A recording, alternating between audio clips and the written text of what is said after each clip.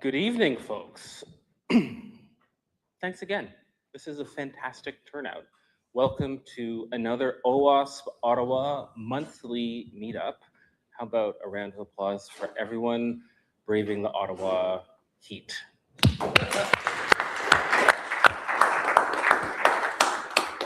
Sometimes I wonder if the summer attendance at these events goes up because there's air conditioning. To that point, this is our last OWASP Ottawa monthly meetup for a couple of months. We're going to take a summer break, and we will be back here in September. Thanks to, as always, our fantastic hosts here. Round of applause for the University of Ottawa and the IBM Cyber Range. Thanks for the space.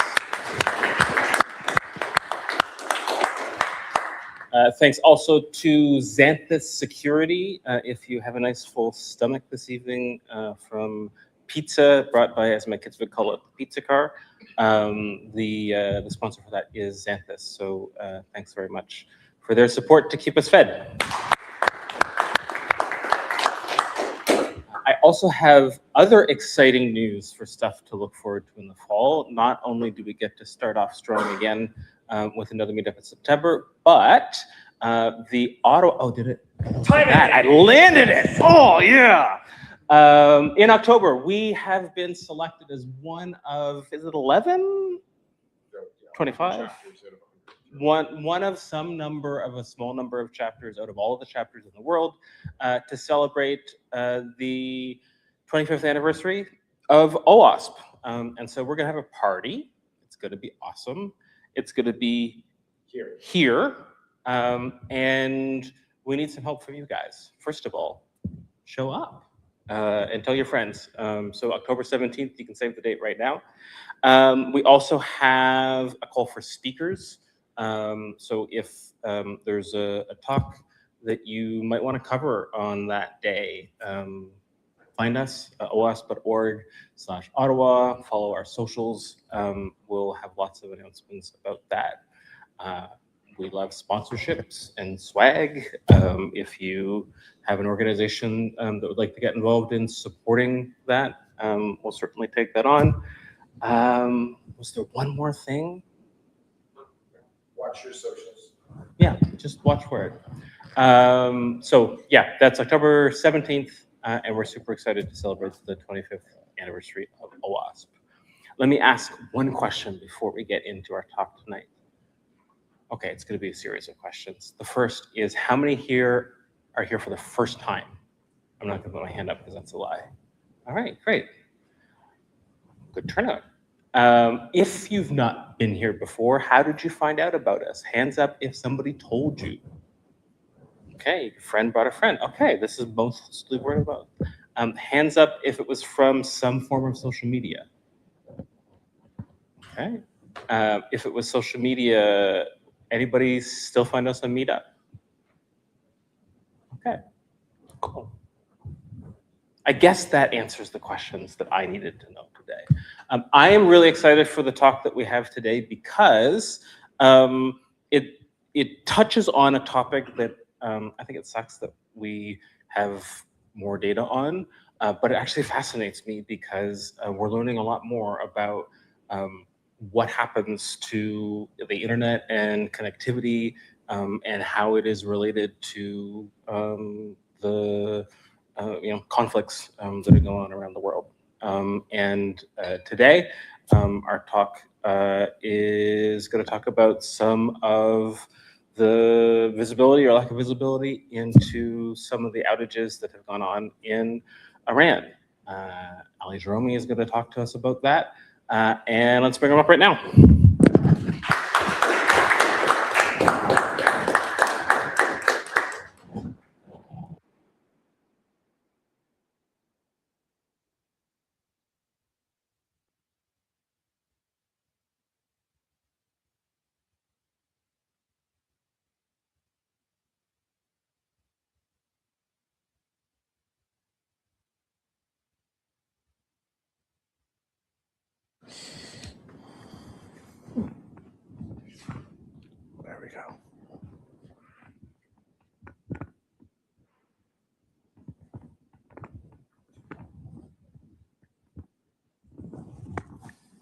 Actually, I could put it somewhere.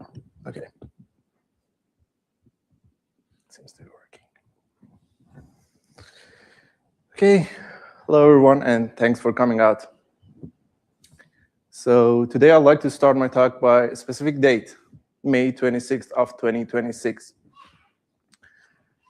Around 3 weeks ago, Iran restored internet access of 92 million people after 88 days of a near total blackout. 88 days, yeah. That's the longest internet shutdown in the modern history. And it was longer than what has happened in Sudan in 2021 and whatever has happened in Myanmar by Myanmar's junta before at national scale.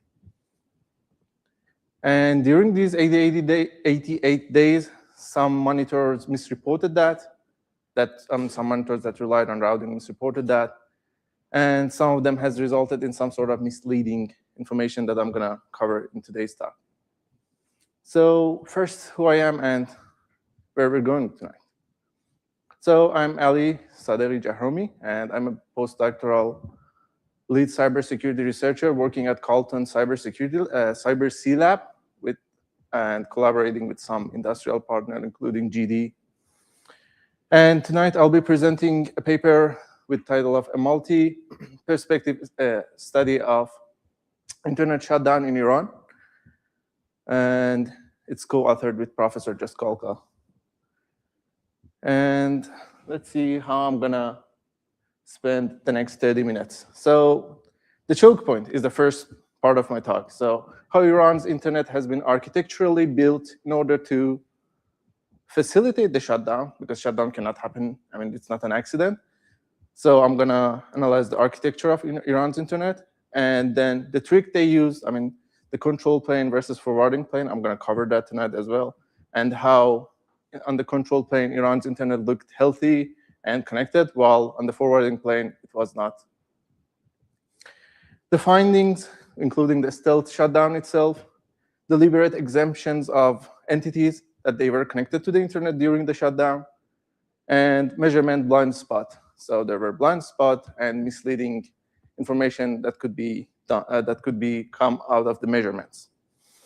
And the aftermath, what does restored means as of 3 weeks ago, and some key takeaways.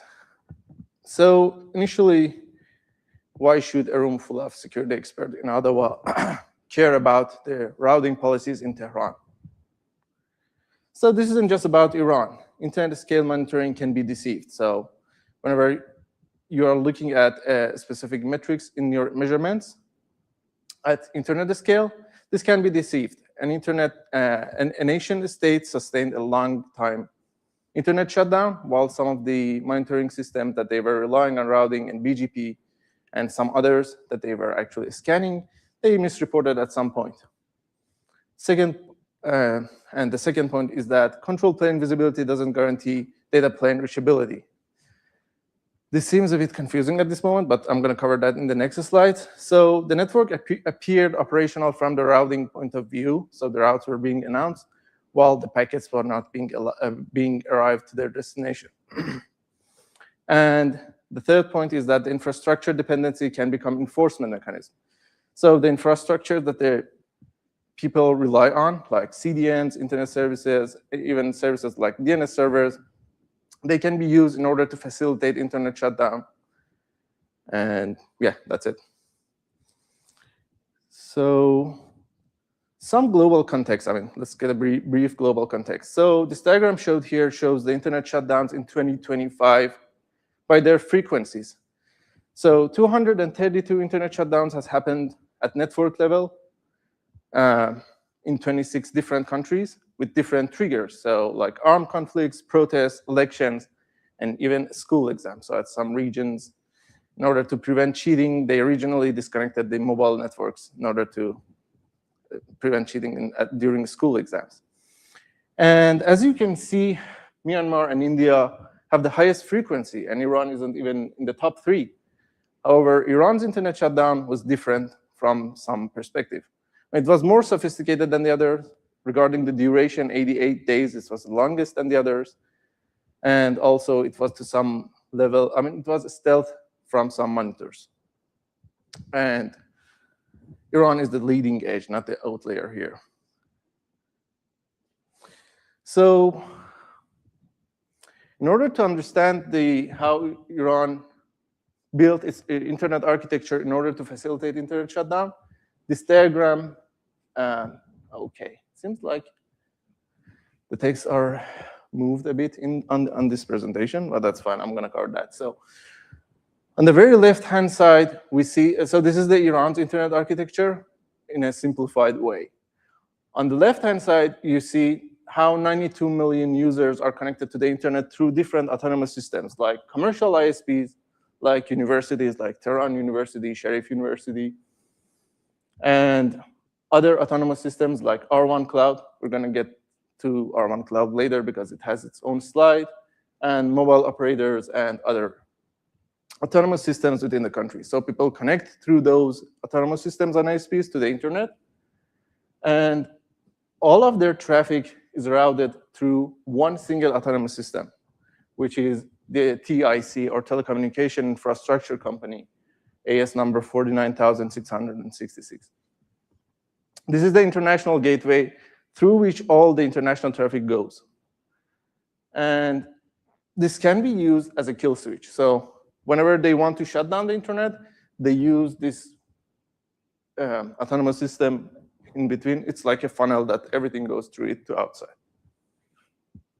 And aside from that, this green box here shows the National Information Network, which is a domestic intranet. And by domestic intranet, it provides the services for the government website, local services, and bank services. So when the internet is being shut down, the National Information Network comes into circuit. I mean, it's already in circuit, but still operates. And the salaries get paid and everything goes through. And we don't have animations here, but at some point, those who are running the internet decide to use this. They close, and they do not allow any traffic to pass through, and nothing goes through. That's it. Any questions? Anything? Oh, we have questions. So, slide mentions, so obviously internet gets cut off, but then BGP still is announced. How does that work? Perfect. So we're going to get to that in the next slide. And yeah, so you can, so there are two different planes. We're going to get through that on the next slide. Yeah. You might get into this later, but this national information network concept, is that, how does that work? So whenever you have websites, for example, bank websites, that for their, let's say, CSS code or for any other, for their CDN, they depend on something outside your country. Whenever the internet goes down, all those websites crash. I mean, all of them will go down. The National Information Network, I mean, it has its own slide later on, but that facilitates that by creating local infrastructure that when remove the dependency on the external services from the global internet. So everything is being served locally. When the internet goes down, the website. Yeah. So they usually do have local services within the country that they either cache that or even host that within the country instead of depending on the outside. So they can either cache or host, yeah. Okay. Okay, so yeah, let's get to the, how does the routing, okay, so how does the BGP was still being announced? So internet can be seen, I mean, internet has two different planes, I mean, the control plane and forwarding plane. Here I'm going through an analogy to simplify that. Think of the internet as some sort of postal system. It has two layers. On the left-hand side, we have the BGP layer or control plane. The control plane is like postal directories, like the addresses, the internet address book. So how do I get to this address on the internet? You have the response based on that. And these BGPs are being announced over the internet. So whenever you want to send something to Iran or Canada or anywhere else, those routes are being announced. So there's a directory of BGP announcement on the routers, and they do have a routing table that contains that, in the BGP. And it's globally visible. Anybody can seize them. RIPE, which is a company, it collects them, and it serves them as a public data set as well. And there is another plane from that. So we have a directory, and we also have actual mail trucks. Those packets that are going through these routes into specific places. They are the actual routes. Does the traffic actually arrives to the destination? And this is what users usually experience. And it's the decision is local to the operator and opaque. So leave your address in the directory and just drop every packet or stop delivering the mails. So from outside, it looks like that the routes are being still announced, but nothing gets delivered. You had a question. Was that answered here, or should I? I imagine you'll get to the whole. I imagine you'll get through this in the remainder of the slides. So yeah, just keep going. So yeah, the routes were being announced. However, at the TIC, that central point that I showed here, so the routes were being announced perfectly. I'm going to get to that later on the next slide. However, when the traffic wanted to go through this, they silently dropped it, and you received timed out. So this didn't happen overnight. They learned through time. So on this slide, I'm showing the BGP announcements of the over the internet. So those directories that were announced over the internet. When your traffic wants to get to a specific place, they were announcing that over the internet. So Iran was still announcing their BGP. So this is about the directory announcing. There were 3 different internet shutdowns in Iran. One was in 2019, the other one was in 2022, and the last one was in 2026, which lasted 88 days. In 2019, for the fuel protest internet shutdown, you can see that initially, when the shutdown began, the BGPs that were being announced dropped around 30 percentage points. However, in 2022 and 2026, the BGP, the routes and the directory was still being announced. However, the packets were never arrived. So they announced the routes, but the packets were never being arrived. And we're going to get to the second part later. Yes? Why does that matter? What is the strategic or maybe political reason why it matters? So if you have a monitoring system that relies on the BGP routes being announced, and you see that in 2026, and you're relying on that on your stack, and it shows you that the routes are still being announced, you'd assume that the internet is still connected, and you receive no alerts or alarms regarding the internet something is happening to the internet. So the first one was visible to the outside monitors. However, regarding the BGP monitors, the second and the third shutdown were invisible to the BGP and routing announcement monitors. Sorry, could you repeat? You mean routing traffic through Iran or to Iran? It is important. Oh, in what case you care about it? Okay, let me think about it. Well, it's not through Iran or so yeah. Any traffic that want to go to Iran or comes from Iran depends on these routes and these directories. So the internet relies on this, and it is actively being monitored. So that's something that we rely upon in order to actually route our traffic through the internet.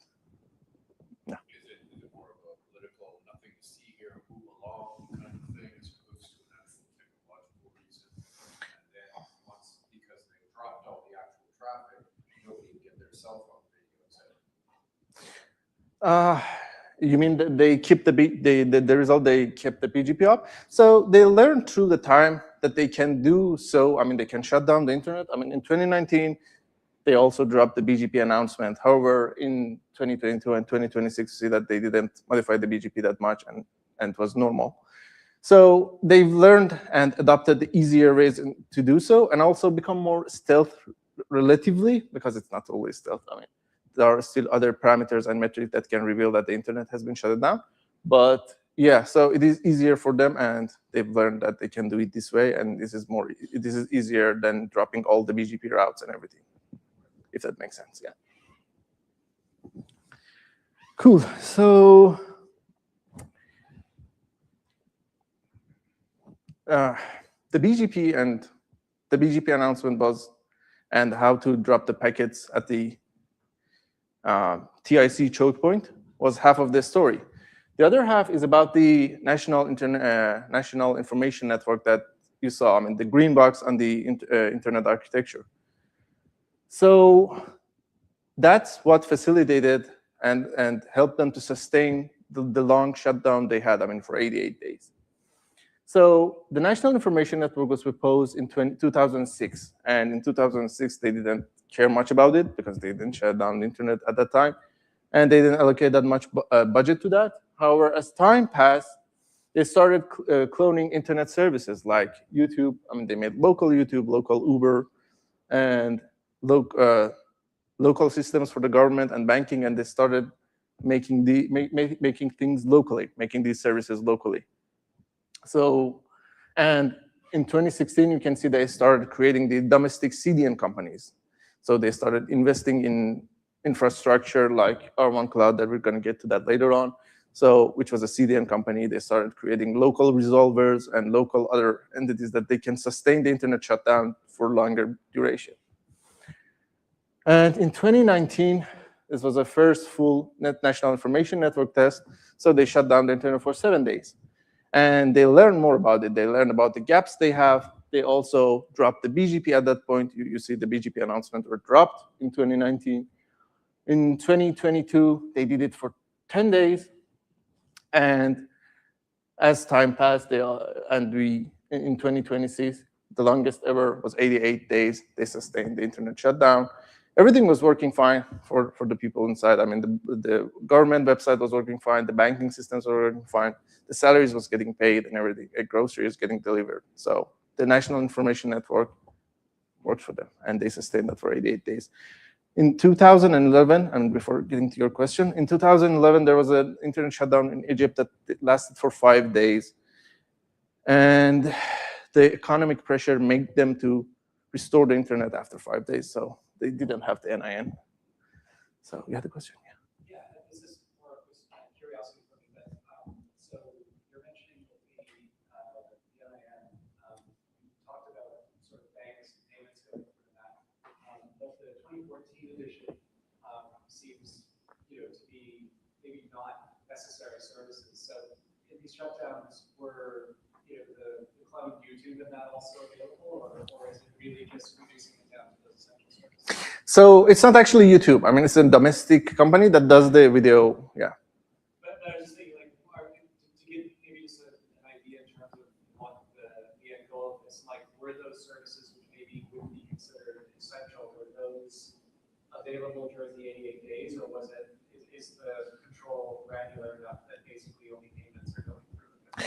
Okay, so the banks and all these websites and services that are cloned are disconnected from the outside from the outside global internet, and they are all being hosted inside, and the policy and regulations are being enforced on them. So it's not actually YouTube that is being copied to the inside, if that makes sense. And but I can go to I can bank, I can order my groceries, I can hail an Uber, yes, I can watch. Local Uber. I mean, it's called something else.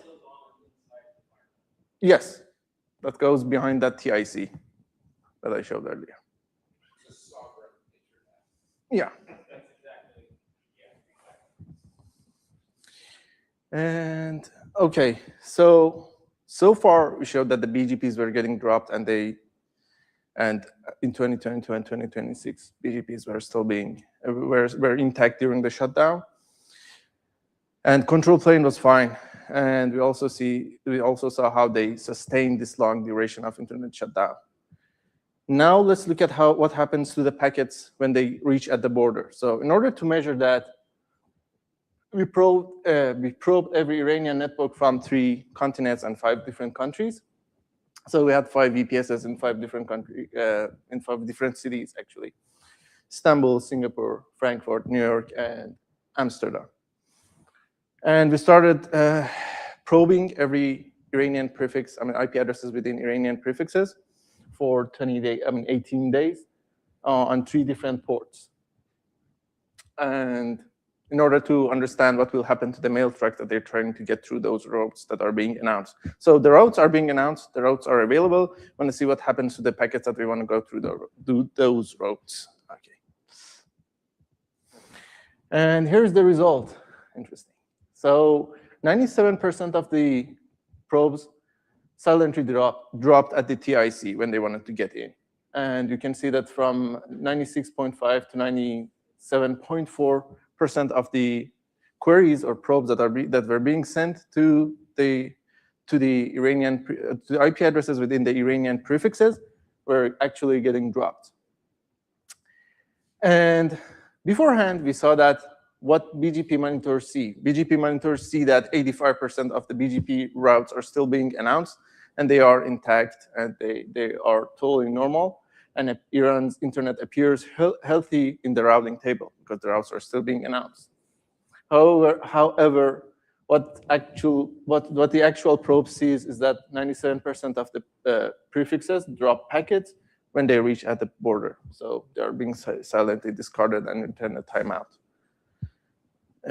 Any points, questions? So one, you can see that the 2 different monitoring show different results. So one shows the internet as healthy, the other one shows the internet as being disconnected or shut down. Yeah.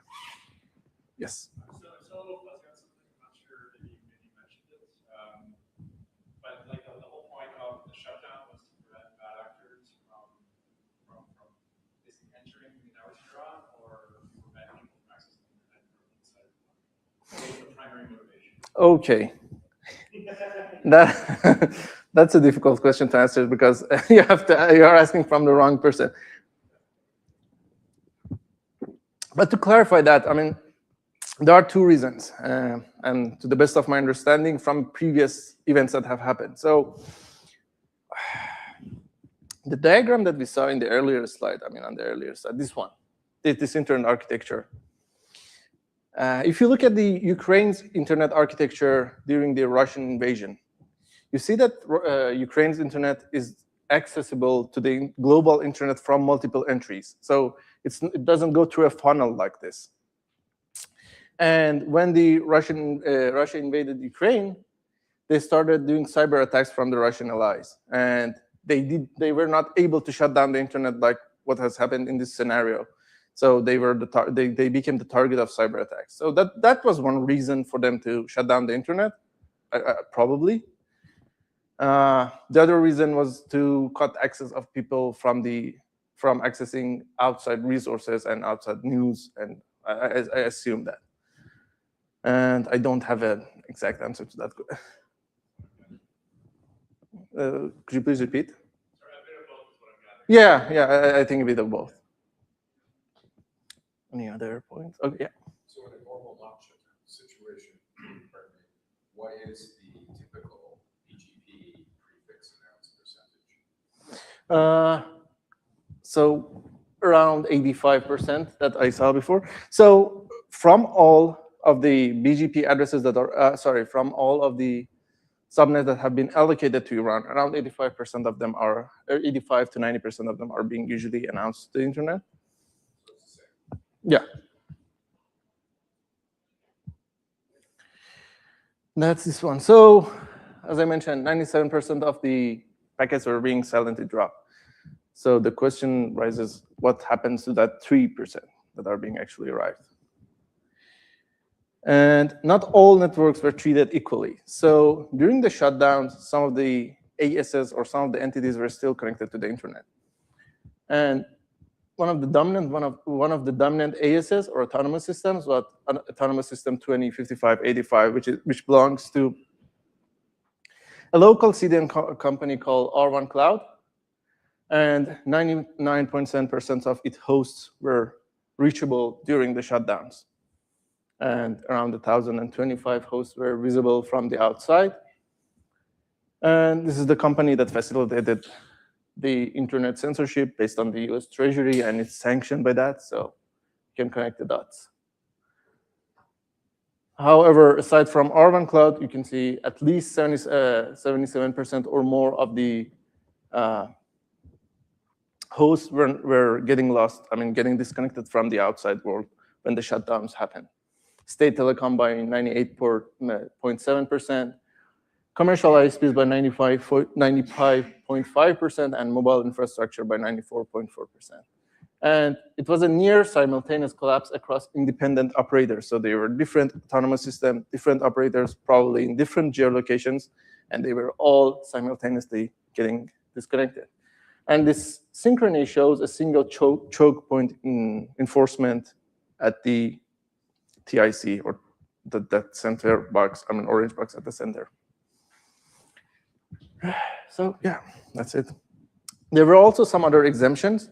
So universities were selectively turned back on. So during the shutdown on March 16 and 17, some partial recovery happened, and most of it were university autonomous systems, or ASs, that belong to universities, like University of Tehran, 14,520 hosts came back online, and Sharif University, and the portion of visible hosts of the university is raised from 33.7% to 66.6%. However, there was zero change to the BGP. The BGP stayed, the routes still stayed intact.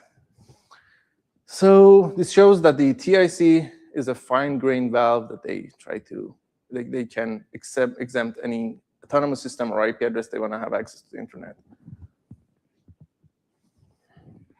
Questions? Okay. And okay, how should I get through this slide? So this slide shows the number of hosts visible to an internet scanner. So Census is a company that does internet scanning on the daily basis. So they scan the entire internet, the services available over the internet. And based on their data set, the number of hosts initially, in early 2026 was around 1 million, which was along the baseline in 2025. So in 2025, the number of hosts visible to Census was around 1 million. And then in January, the first internet shutdown happened, and the number of hosts dropped. And after the first shutdown, there were two shutdowns in 2026 in Iran. After the internet restored after the first shutdown, the number of hosts being discovered by Census increased by 3 times. 3 times from the baseline that they had before, into 3.48 million hosts. And this is not a recovery. The baseline was 1 million, and now Census shows 3.5 million. And the reason for that can be attributed, first of all, to the Census's predictive reinjection engine. So they do have a predictive reinjection engine that reinjects the previously seen hosts and services to their scanner to scan those addresses. And when it sees some hosts are coming online at some point in some specific autonomous system or subnet, they start greedily scanning that. So this doesn't show a recovery. That's an artifact of the measurement and also the changes that had happened in the country during that time. The TIC was actually configuring their own rules during the restoration time. And then the second shutdown happened and the host numbers were dropped. And the main lesson of this talk is that single source monitoring fails. You shouldn't rely on a single source of single monitoring source, like BGP only or any other. And yeah, you should verify everything that you see over the internet when you measure something. Yes. So yeah. I do not have the exact answer to that. One reason could be that their predictive engine that sets the IP addresses and services to be scanned by census scanners saw some recovery happening at that area or in that subnet and in those autonomous systems, and it started scanning more and more in order to find more hosts. I guess what I'm curious about that, like, if I was examining the census data and wasn't aware about the shutdown, if I looked between February and March, I wouldn't observe a shutdown. I would observe a healthy internet because it's at least 3.5 million hosts. Okay. And it is like that looks healthy to me. Yeah, this wasn't actually the shutdown. So this one is shutdown. This one is shutdown. This is between the two shutdowns. So this is the internet restoration, and the number of hosts spiked during that internet reconnection. Yeah. And there might have been some rule changes at the TIC that showed more hosts and services from within the country. That could be also another reason. Yes.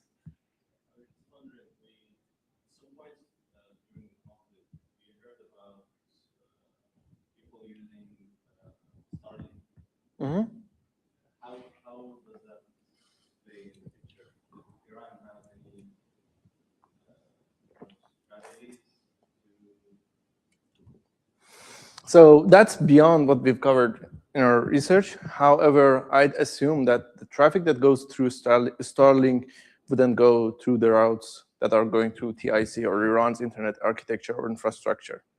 So that goes through a different route and different infrastructure, to the best of my understanding. That's all I can say about it. Okay.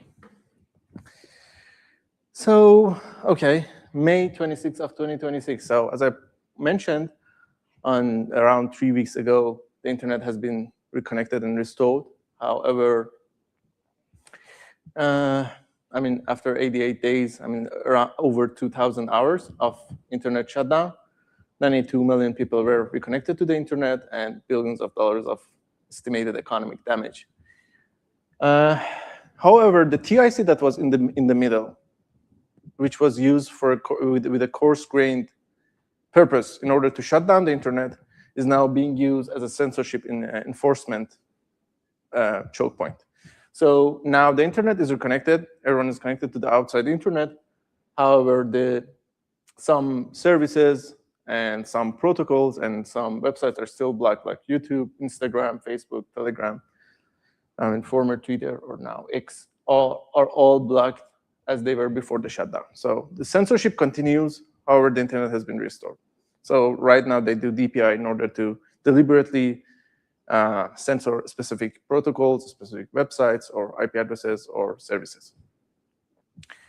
And also VPN services are also being manipulated and also being blocked. IPv6 announcement still missing, and the shutdown is over. The censorship is still in place, and the infrastructure that made it possible is still there. So they can close the valve as long as anytime they feel they need it. And let's go through some lessons and wrap this talk up. So the first point is that trust the data plane, not the control plane. So the control plane announces the BGP, so it says the routes that are available.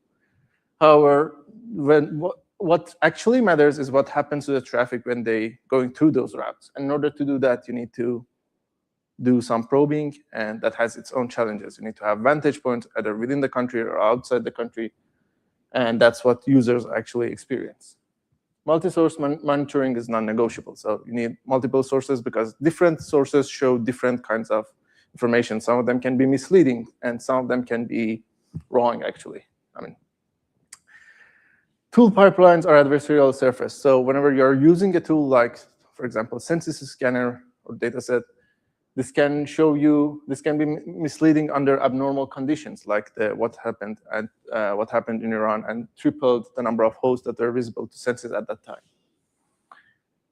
And centralized infrastructure is a single point of policy, and also, in addition to that, it's also a single point of failure. And infrastructure providers can Actually, I said are political actors, but they can be political actors as well, who host you, who routes your traffic, who provides you services, who terminates your TLS. They have policy power over you. At some point, they may decide to exercise that power. And that's the talk, I think. Thank you. I'd love to take any questions if you have any.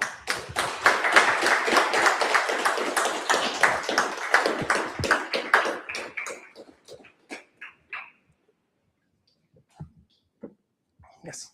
So during the shutdown, there was one cloud provider that had carved out. Yes. So what was so special about them?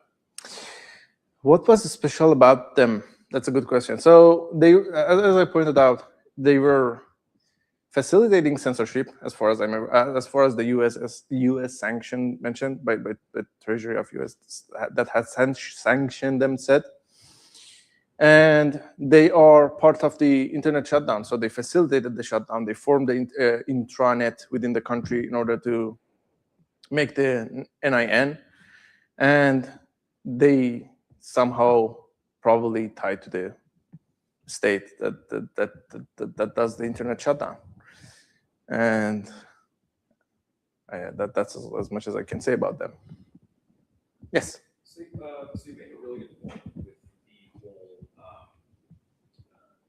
single CDN, single cloud, single what have you. Obviously, the more you rely on a single service, the more that service is going to open and fails. The other side of that, though, is when you are thinking about like implementing multiple clouds or multiple CDNs or what have you, that generally tends to multiply, if not exponentiate, your implementation. So, like, would you say there's any sort of heuristic as to when that sort of complexity is worth it, or is it kind of a very like a case-by-case basis? Like how would you recommend, say, a startup versus like an enterprise organization to kind of make that assessment?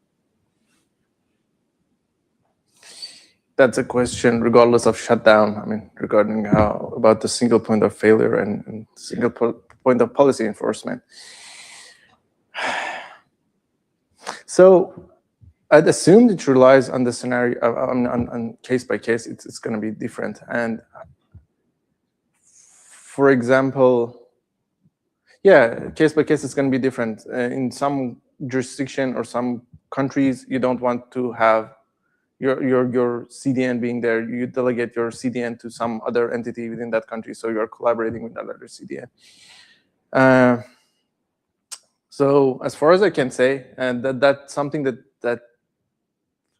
that's going to be different case by case, and going away from the single point of failure. Yeah, it depends on lots of factors. I mean, how much money you want to spend, how much tolerance you have to the failures, and some other parameters that should be considered when you are making decisions about that, as far as I'm aware.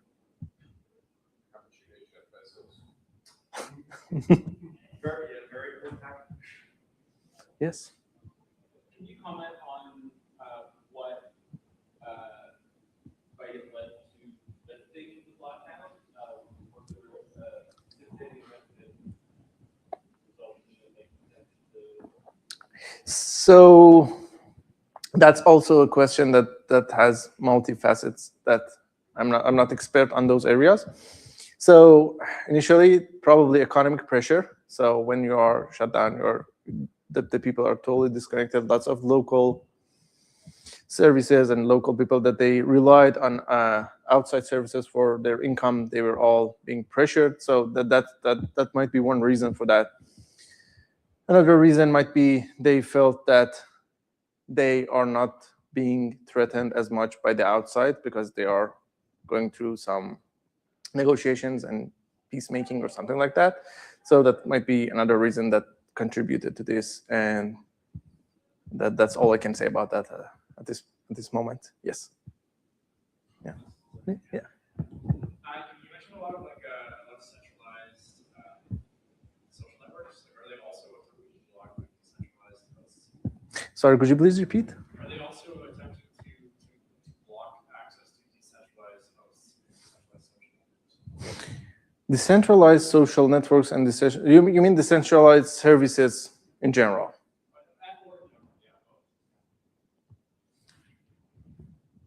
I'm thinking about that because I haven't thought about it before. So yes, to some degree, they based on those decentralized services as much as they can. If they are against it, they try to put pressure on them. For example, toll relays are being blocked. I mean, in China and also in Iran, specifically. And if they are against a specific platform or service, they try to block it as much as they can by DPI, and dropping the packets by exercising the power they have. Yeah. The roughly what? And I don't have any idea about that. Yes. So I guess the high-level architecture for implementing internet shutdowns seem to be international gateway, and then an intranet to provide essential services. Are other countries like Myanmar, et cetera, do they have the same architecture, or do they implement internet shutdowns? Trying to see whether I have any information on those countries. So as far as I'm aware, I mean, I do not have any information about the other countries. So but I think in China there is a centralized gateways for censorship. However, I'm not aware of the national information network in China, but I'd assume they do have a relatively similar pattern. Yes. I think a lot of people believe that they shut down the internet partly to block communication between protesters. Have we observed other means of communication to circumvent the shutdowns, like for example, systems like mesh tastic or Bluetooth or that kind of stuff?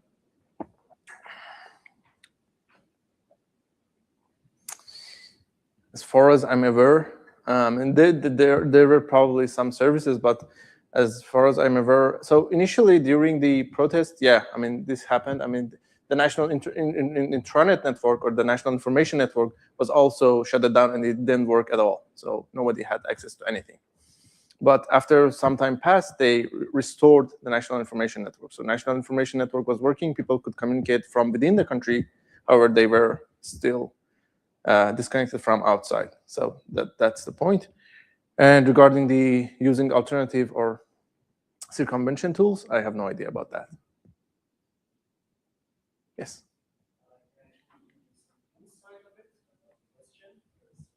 What you said was actually implemented, but not very usable. So there were two or three apps that were like connecting your Bluetooth security connections, but people tried to install it, people tried to use it, but it was not very useful because for them to use it, at least one person inside 4 meter or 5 meter radius should have the same app, should use the same, and it was connecting peer-to-peer, so it was not very safe. There was some person beside them. First, they wouldn't know who they are because that app didn't, for security reasons again, didn't require you to sign up for it. So either you've seen a friend of yourself that was connected to you by many routes, many nodes, or you would have no possible way to get to them because you didn't know if they're there.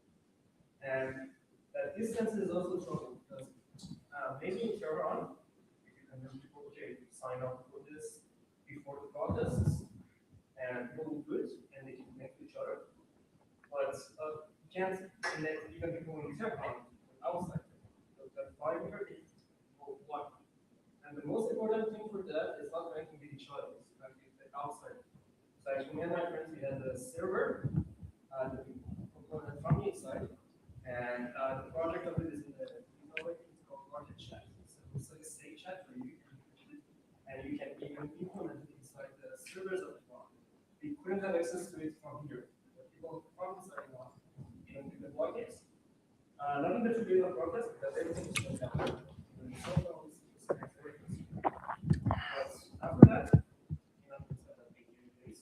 those internal servers were okay. So they could connect with each other, they could send images to each other. they were found, it wasn't going to be great for them, but if they encrypted, they were not found, so they're okay. So the problem is not communicating with each other, it's communicating with the outside. So that's what matters. Yeah. Bluetooth can't reach you.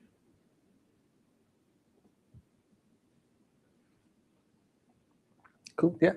So, super simplified. There's an internal network that can communicate within the country regardless. There is a drawbridge that can be pulled up at the will of somebody who controls that drawbridge. And that drawbridge can be selected to let some traffic still move in and out selectively. Is that? Yeah, exactly. It's like setting a firewall rule to block everything and allow specific sources to go through. I understand that Unit 42 assessed early on in that blackout that the state APT groups appeared to be somewhat impacted by that blackout and that the effectiveness of those groups have been reduced. That's interesting to me. If there is a selective ability to let traffic in and out, I wonder why we might see that. And it might not be something you can comment on, but it's interesting to see that there's selectivity, but maybe there were some reasons that some people didn't set that for. The reason that they selectively allowed some traffic to go through, or well, people. In this particular case, it seems like some of the potentially state-backed attackers from within Iran might have also been caught up in that drawbridge. And it's interesting if it is a selective drawbridge, then that's traffic that would be selected to not move back and forth. Does that make sense? Yeah, it makes sense to some degree. Yeah. People try to, circumvent that the funnel. The centralized shutdown enforcement by deliberately crafting packets and also using spoofing allowed IP addresses in order to bypass that. That was very, very difficult and very, very technical.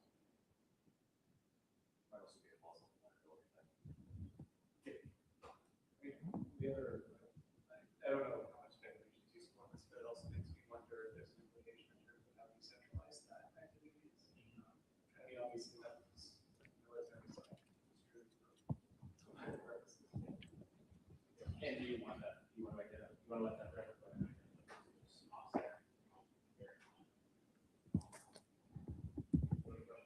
Yeah.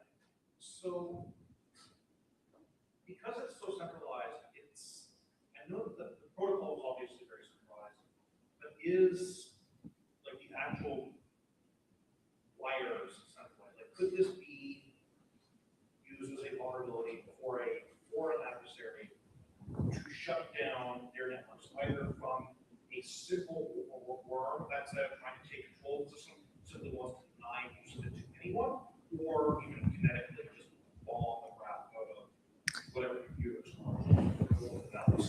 So initially, it's architecturally centralized, and I'd assume that it's not necessarily geographically centralized. That's my assumption here. So it might not be possible to, just bomb that and then take that away in a single location. So that's one of my assumptions. I have no idea about how this has been implemented there. And however, as you pointed out, the single point of policy enforcement is the single point of failure as well. For example, there's a paper published in 2025 in China. So they also have a centralized gateway that censors the internet. And it decrypts the first packets in TLS and QUIC in order to see whether the domain name inside that packet is allowed or not allowed to let it pass through or not. And they sent tons of encrypted packets to that centralized point, and that centralized point became very slow and also let some packets go through. So the central point of policy enforcement can become central point of failure as well. However, yeah, and that's it. Yeah, you're welcome. Yes. Why did we block other well-known ports or Did they block any non during the shutdown or after the shutdown during the censorship? So during the shutdown, everything was blocked, so no traffic was being allowed to go through. As far as I'm aware, only DNS was allowed for some reason. However, after the shutdown, they do the censorship by different means. So they do keyword checking for HTTP headers to check whether a specific address is being resolved, is actually being accessed, or they do DNS censorship because DNS is the original DNS is unencrypted and is in plain text. So they check the DNS queries to see whether the domain name that's going to be resolved is actually allowed or not. They do have a keyword list that they check upon that. And they also block specific services, for example, DNS or TLS, which is on port TCP 853. So they block that as well. So they block specific services, specific protocols, or specific domain names, and specific block lists and keywords they have in their censorship. I imagine there's a market for access that's able to bypass that. Like, is that bypassable or are there bypasses for that? Yeah, there's a huge market of selling specific kinds of VPNs and circumvention techniques. Yeah, and there's a huge market of that. Yeah. There's a lot of focus on the fact that the TOC, if there was basically one internet gateway, but it would be the same if there was 2, 3, 4, 20 at a time. Given the fact that there's a political, like a political will imposed on these organizations to prevent access, right? Is that correct? It would be still possible if you have multiple gateways that connect the internet to, the local internet to the global internet.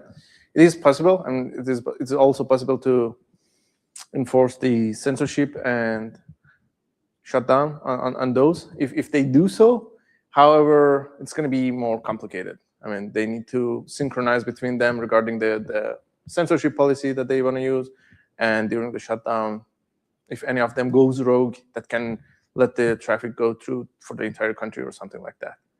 And that would be problematic for them. Yeah, it's simpler and easier for them and more guaranteed for them to keep everything secure. Yeah. So the gateway is geographic, but the TIC is not necessarily geographic. So TIC is just an autonomous system instead of subnets being run by a specific organization. And whether it is geographically centralized or not, it might be. I have no idea. Yeah. Do you have information on that? No. So the architecture, at least Iran, as what I know, is that it's pretty complicated because the alternate is not predictable over there. The architecture is so broken in a way that if one signal goes down, the other signals are not coming to provide support for the network. The problem with And that's at the NIN level? at the NRM level. And the problem is that, like, if you see it right now, if you check the words of the protocol right now, it's been 2 years at least that IPv6 is not announcing anymore. So if you look at the fingerprints of the VPN, for example, WireGuard, OpenVPN, all of the fingerprints using IPv6 for the mobile devices. So one of the focus of those kind of NIN, making those NIN is that doesn't help people to get connected to the work because everything is controlled by the government in a way that if you want to watch whatever, like news, whatever, the government should allow you at the ISP level. The other protocols are pretty down right now. For example, it's been 3 years that UDP is not announcing. So, for example, between two ISPs, if you want to have two servers, if you want to talk with each other, there's no UDP. The TCP has lots of effects on it. ICMP is not announcing. ICMP is getting dropped. The ping ICMP. The other pings by TCP, you can still do it. That's pretty much if you want more, I can discuss after, but yeah. Most well-known protocols are down, Quick, it was not even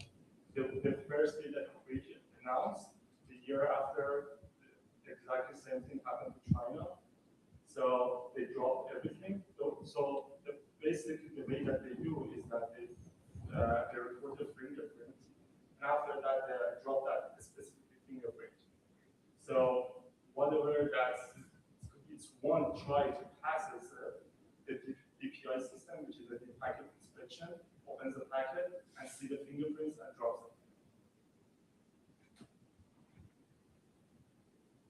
Yes.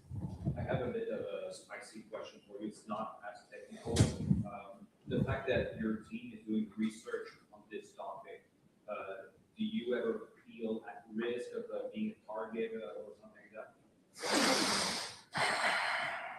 Well, I don't have a team working on that. It was a side project. So I do industrial project with industrial partners, and they do have nothing to do with this project. So regarding this, the second part of your question, whether I feel at risk, to some degree, yeah. If I want to go back to Iran, I'd probably feel to be at risk to some degree. But yeah, I mean, and I have no idea. Is it clear? Yeah, this is a stupid question. Where the switch, like who controls the NIN, who controls the PXC, is that IRC? Is that like where does that? Well, it's beyond what I did and beyond the information that I currently have. Yeah, I'm thinking about it. I think the government actually controls and enforces policies on the ISPs and autonomous systems within the country. So that's as much as I can say about it. But about the NIN, I mean, there are multiple companies and different entities. They have no idea to whom they are connected.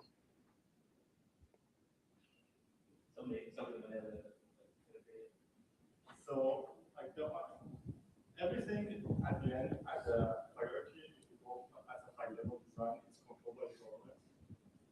But always at the lower level, for example, the CDN proxies, the other ISP providers, everything is owned by IRGC. So it's a spiderweb. So everything is connected to each other in a way that you cannot trace it.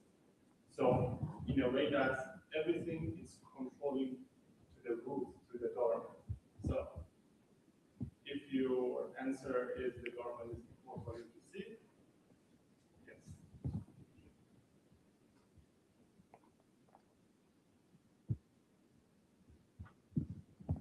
Any other questions?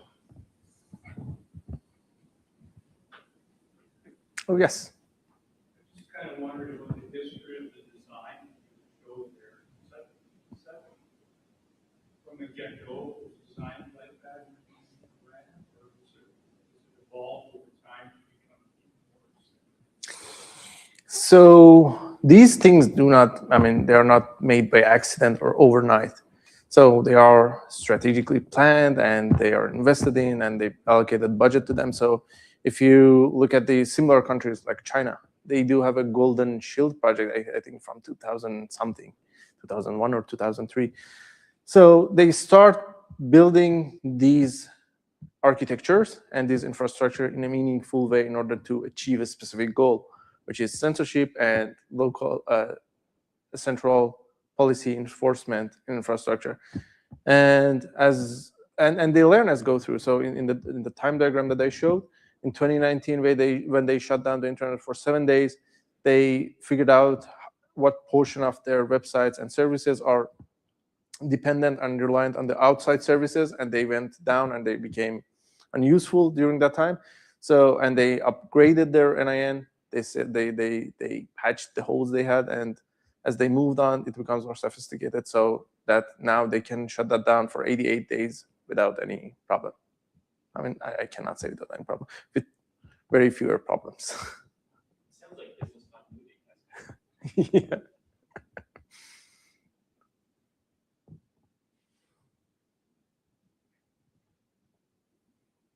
Ali, thank you. Oh, thank you. That was fantastic.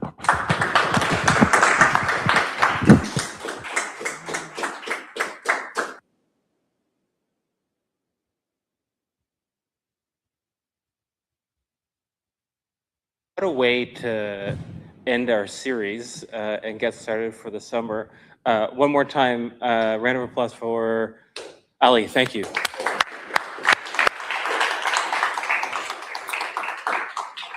More thank yous. If you are an OWASP Ottawa volunteer, raise your hand. This is part of the group of folks that help to make this happen every month in our other OWASP events. And we're all volunteers. So a pat on the back and a round of applause. Thank you for those who helped to make this happen. And a reminder that we are always looking for help, always looking for folks who can do, folks who can lead, folks who can take on a project and help to make things happen. If you'd like to get involved, owasp.org/Ottawa. There you will find links to our GitHub, our Slack community, all of the other socials where you will find us. And you can find us on LinkedIn as well. We would love to stay connected with you in the community over the summer. Again, we will not be here for the next couple of months. So if you come here on the third Wednesday, you will be alone and there will not be pizza and you will be hungry. But expect to see us back in September. And again, big party in October. If you have something that you would like to bring to that as far as a talk or just your great energy, again, we'd love to see you in the community and decide what we can do together. Robert. Is the October event replacing the normal OWASP meeting? That is a fantastic question. Does anybody in this room know the answer? Not yet. No, we won't have another thing because that would be, all our energy would be poured into that. Makes complete sense. But it will have a full, there would be a speaker track, and this one workshop, and a couple of other things. So. You don't need to put 2 dates for OWASP Ottawa on your calendar in October. One should be enough. One should be What should enough. be enough? What is it? Terrific. With that, go out, enjoy your summers, hack safely, don't get hacked, all those fun things. We will see you in September. Thanks, everybody.